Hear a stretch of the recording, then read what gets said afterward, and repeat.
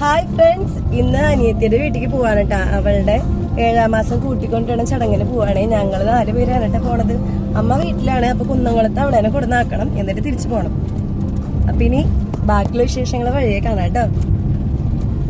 അങ്ങനത്തെ ഞങ്ങൾ അവളുടെ വീട് എത്താറായിട്ടാ. മുണ്ടൂര് കിരാലൂരാണ് അവളുടെ വീട്. അപ്പം ഇതേ കൊട്ടേക്കാട് കൂടിയിട്ടാണ് ഞങ്ങൾ പോണത്.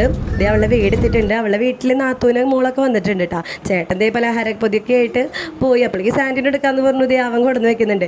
ബബ്ലുവാണെങ്കിൽ ഭയങ്കര കടിച്ചിലായിരുന്നു. കാരണം അവനെ ഞങ്ങൾ കൊണ്ടുപോകണമെന്ന് ആദ്യം വിചാരിച്ചത്. ഇനി ഡെലിവറിയുടെ സമയമൊക്കെ ആകുമ്പോൾ മാറ്റി നിർത്തി നോക്കണ്ടേ. പക്ഷെ നടന്നില്ല കേട്ടോ. അതേ ചായ കൂടി കഴിഞ്ഞു കേട്ടോ. ഇനി ഞങ്ങൾ പ്രാർത്ഥന എത്തിച്ചിട്ട് പതിയെ ഇവിടെ നിന്ന് ഇറങ്ങുകയാണ്. ഇരുട്ടാവുന്നതിന് മുമ്പേ വീട് എത്തിക്കണം അവളെ. ഓൾറെഡി ഞങ്ങൾ ഒരു 2:30 കഴിഞ്ഞിട്ടാണ് ഇറങ്ങിയതേ.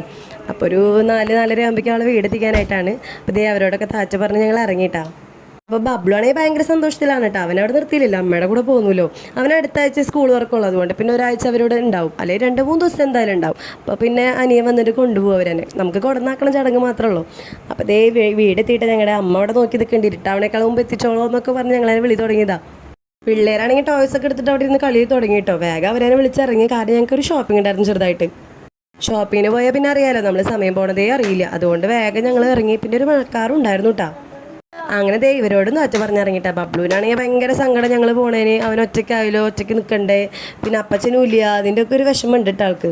അങ്ങനെ മനസ്സിലോടെ അവൻ ഞങ്ങളെ പറഞ്ഞയച്ചിട്ടാ. കേച്ചേരിയ ഇപ്പോൾ ഭയങ്കര ബ്ലോക്കായിരുന്നു.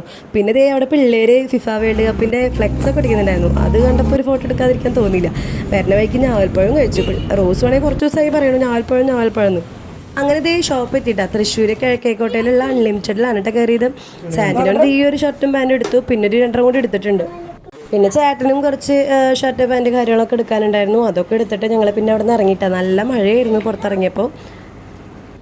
പിന്നെ നേരെ ഞങ്ങൾ കല്ലൂർക്ക് വിട്ടുട്ടാ. നാളെ മുതൽ ഇനി സ്കൂളിൽ പോകണേൻ്റെ അങ്ങോട്ടായിരിക്കും. അപ്പം ശരി, ഇനി മറ്റൊരു വീഡിയോ ആയിട്ട് വീണ്ടും കാണാം.